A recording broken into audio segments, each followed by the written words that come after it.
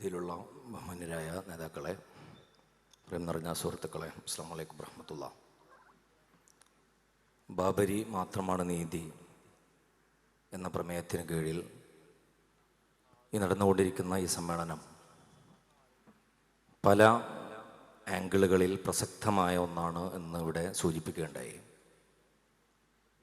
അതിലേറ്റവും ശ്രദ്ധേയമായി അത് പ്രസക്തമാകുന്നത്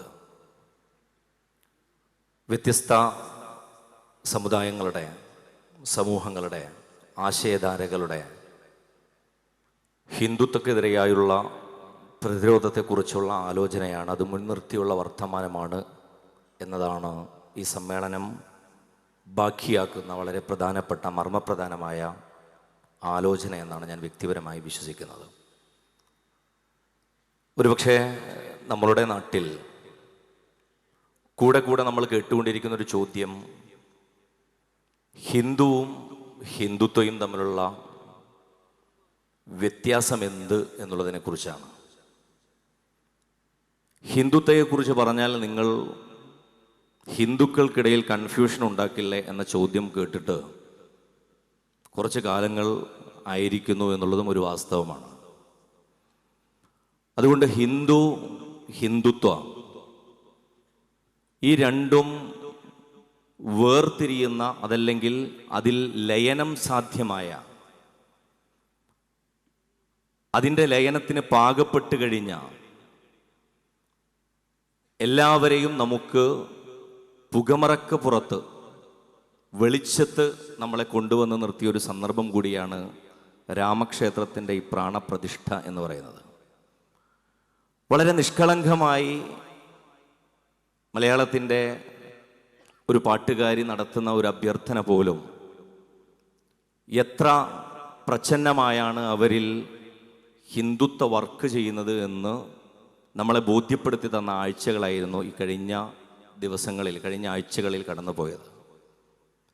2021 കോവിഡ് മൂലം നടക്കേണ്ടിയിരുന്ന പുതിയ സെൻസസ് അത് പിന്നീട് 22-ലും 23-ലും ഇനി ജനറൽ ഇലക്ഷന് ശേഷം 24-ലും നടക്കും എന്നാണ് പറയുന്നത്. പക്ഷെ 2024 ഇനി അത് നടന്നാലും ഇനി അങ്ങനെ ഒരു സെൻസസ് ജനങ്ങളുടെ മതത്തെ അടിസ്ഥാനപ്പെടുത്തി നടത്തേണ്ടതില്ലാത്ത വിധം എല്ലാവരും ഹിന്ദുത്വക്ക്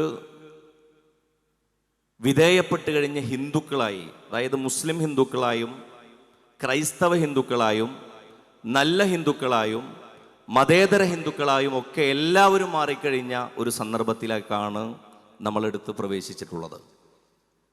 ഒരുപക്ഷെ ഇന്ത്യയുടെ ഭരണഘടനാ ശില്പി ശ്രീമാൻ അംബേദ്കറിനെ കുറിച്ച് നമ്മൾ പറയാറുള്ള എല്ലാ വാക്കുകളിലും, പുകൾപെറ്റ അദ്ദേഹത്തെക്കുറിച്ചുള്ള എല്ലാ വർത്തമാനങ്ങളിലും ഗൗരവത്തിൽ നമ്മളുടെ സമുദായങ്ങൾ ചർച്ചക്കെടുക്കാത്ത ഒരേ ഒരു വിഷയം ജനാധിപത്യത്തെ സംബന്ധിച്ചിടത്തോളം എങ്ങനെയാണ് ഒരു ഹിന്ദു ഏകീകരണത്തിലേക്ക് ഈ വിഷയത്തെ കൊണ്ടു നിർത്താൻ ഇവിടുത്തെ ആദ്യകാല ഹൈന്ദവ സഭകൾക്ക് സാധിച്ചത് എന്നുള്ളതിനെക്കുറിച്ച് ചർച്ചയാണ്.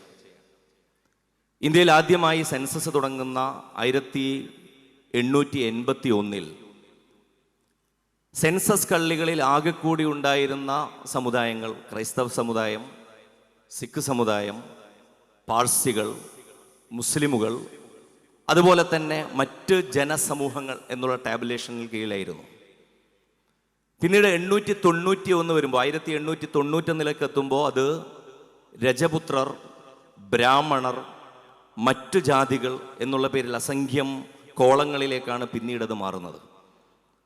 പിന്നീട് 901 എത്തുമ്പോൾ വലിയ ആവശ്യങ്ങൾ, നമ്മളിന്ന് ഹിന്ദുവാണോ ഹിന്ദുത്വയാണോ പ്രശ്നമെന്ന് ചർച്ച ചെയ്യുന്നതിന് മുമ്പ് തന്നെ നമ്മൾ പഠനവിധേയമാക്കേണ്ടുന്ന ഹിന്ദു ഏകീകരണത്തെക്കുറിച്ചുള്ള രാഷ്ട്രീയ ആലോചനകൾ 1901 അന്നത്തെ സെൻസസ് കമ്മീഷണറായിരുന്ന E.A. ഗേറ്റിന് ഒരു സർക്കുലർ പുറപ്പെടുവിപ്പിക്കേണ്ടി വരുന്ന ഒരവസ്ഥയുണ്ടായിരുന്നു.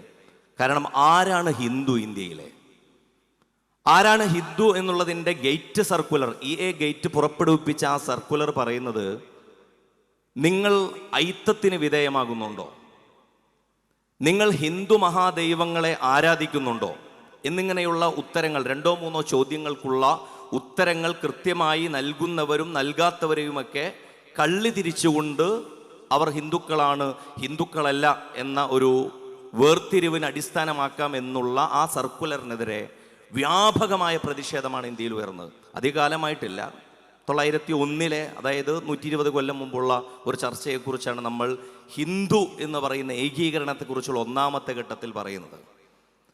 അപ്പോൾ എന്തുകൊണ്ട് തങ്ങൾ വിശ്വാസപരമായി പുറത്തു നിർത്തിയിട്ടുള്ള ഒരു കൂട്ടരെ തങ്ങളുടെ വർണ്ണാശ്രമ ധർമ്മത്തിന് അടിസ്ഥാനപ്പെടുത്തി വർണ്ണങ്ങളിൽ പോലും ഉൾപ്പെടാത്ത ഇവിടെ ജീവിതം തന്നെ ഒരു നരകയാതനയായി വിധിക്കപ്പെട്ടിട്ടുള്ള, വിശ്വാസപരമായി തന്നെ വിധിക്കപ്പെട്ടിട്ടുള്ള ഒരു കൂട്ടരെ എന്തുകൊണ്ട് നിങ്ങൾ ഹിന്ദുക്കളാക്കാൻ ക്ഷണിക്കുന്നു എന്ന് ചോദിച്ചപ്പോൾ അന്ന് മുൻഷിയെപ്പോലെയുള്ള ആളുകൾ പറഞ്ഞത്, അതിന് യുധിഷ്ഠിരൻ പറഞ്ഞൊരു ഉത്തരമാണ് ഞങ്ങൾക്ക് പറയാനുള്ളത് എന്നാണ്.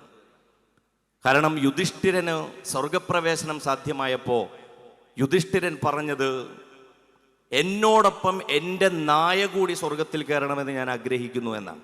അതായത് ഇവിടുത്തെ പുറത്തു നിർത്തപ്പെട്ട ജനതയ്ക്ക് ഉപമിക്കാൻ വേണ്ടി തൻ്റെ പ്രിയപ്പെട്ട നായയോടാണ് യുധിഷ്ഠിരൻ്റെ ഉപമയെടുത്തുകൊണ്ടെന്ന് എ മുൻഷി സംസാരിക്കുന്നത് എന്ന് നമ്മൾ ആലോചിക്കേണ്ടതുണ്ട്. അതുകൊണ്ടാണ് BR അംബേദ്കറിനെ പോലെയുള്ളവർ ജനാധിപത്യത്തെക്കുറിച്ചുള്ള ആലോചന മുന്നോട്ട് വെച്ച് ലോകത്തെ ഏറ്റവും ഭാവനാത്മകമായൊരു ഭരണഘടന നമുക്ക് സമ്മാനിക്കുമ്പോൾ തന്നെ ആ ജനാധിപത്യ പ്രക്രിയയുടെ ഏറ്റവും കാതലായ അന്വേഷണം തേടി താനൊരു ഹിന്ദുവല്ല എന്ന് പറഞ്ഞ് ഒഴിയുന്നതിലേക്ക് അദ്ദേഹത്തിൻ്റെ ഏറ്റവും ശ്രദ്ധേയമായ രാഷ്ട്രീയ നീക്കം എന്നതിനെക്കുറിച്ച് നമുക്ക് പറയാൻ സാധിക്കുന്നത്. പക്ഷേ അതിനെ സമർത്ഥമായി ജാതി സമുദായങ്ങളുടെ എല്ലാ സമവാക്യങ്ങളെയും അട്ടിമറിച്ചുകൊണ്ട് ഏറ്റവും നല്ല മതം നിർമ്മിച്ചു കൊടുക്കാൻ പറ്റുന്ന രീതിയിലേക്ക്, ഏറ്റവും മികച്ചൊരു മതമായി അതിനെ പരിവർത്തിപ്പിക്കുന്ന രീതിയിലേക്ക് ഹിന്ദുത്വത്തെ ട്രാൻസ്ഫോം ചെയ്യാൻ സാധിച്ചു എന്നുള്ളിടത്താണ് ഇന്ന് നമ്മൾ കാണുന്ന ഇന്ത്യ രാജ്യത്തെക്കുറിച്ചുള്ള മതേതരത്വത്തെക്കുറിച്ചും ജനാധിപത്യത്തെക്കുറിച്ചുമുള്ള ചോദ്യങ്ങൾ നമുക്ക് മുമ്പിൽ വീണ്ടും വരുന്നത്. അതുകൊണ്ട് ലോകത്തെ ജനാധിപത്യങ്ങളൊക്കെ അങ്ങനെയാണ്. അതുകൊണ്ട് ലോകത്തെ ജനാധിപത്യത്തെക്കുറിച്ചുള്ള ആലോചനയിൽ ഏറ്റവും സുപ്രധാനമായിട്ടുള്ളൊരു കാര്യം ജനാധിപത്യത്തെ പുനർനിർവചിച്ചു കൊണ്ടിരിക്കുക എന്നുള്ളതാണ്. ഡെമോക്രസി എന്നുള്ളത് കഴിഞ്ഞുപോയൊരു സങ്കല്പത്തിൻ്റെ പേരല്ല, മറിച്ച് ബിക്കമിങ് ഡെമോക്രസി, സംഭവിക്കാനിരിക്കുന്ന നവജനാധിപത്യത്തെ, ഭാവി ജനാധിപത്യത്തെക്കുറിച്ചുള്ള സങ്കല്പമാണ് എന്നുറപ്പിച്ചുകൊണ്ട് തന്നെ ഇന്ത്യയിലെ വ്യത്യസ്ത സമുദായങ്ങളോടുള്ള സംഭാഷണവും വ്യത്യസ്ത സമുദായങ്ങളുടെ ഏകീകരണവും ഒരൊറ്റ ചരടിൽ ഒരൊറ്റ ഹിന്ദുത്വ ബെൽറ്റിന് കീഴിൽ അമർന്നിരിക്കാൻ വിധിക്കപ്പെട്ടു പോയ ആളുകളോടുള്ള സംഭാഷണമടക്കമുള്ള ഒരു സൗഹൃദ അന്തരീക്ഷത്തെ, അതല്ലെങ്കിൽ സംവാദത്തിൻ്റെ ഒരു അന്തരീക്ഷത്തെ, ഹിന്ദുത്വക്കെതിരെയുള്ള പോരാട്ട മുഖത്തെ ശക്തിപ്പെടുത്താൻ ബാബരിയുടെ ഓർമ്മകൾ, തീർച്ചയായും ഓർമ്മകളാണ് നമുക്ക് മുന്നോട്ട് നടക്കുന്നതിനുള്ള ഇന്ധനം. തീർച്ചയായും അതിൽ ബാബരിക്ക് സജീവമായ പങ്കുവഹിക്കാൻ സാധിക്കും എന്ന് തന്നെയാണ് നമ്മൾ വിശ്വസിക്കുന്നത്.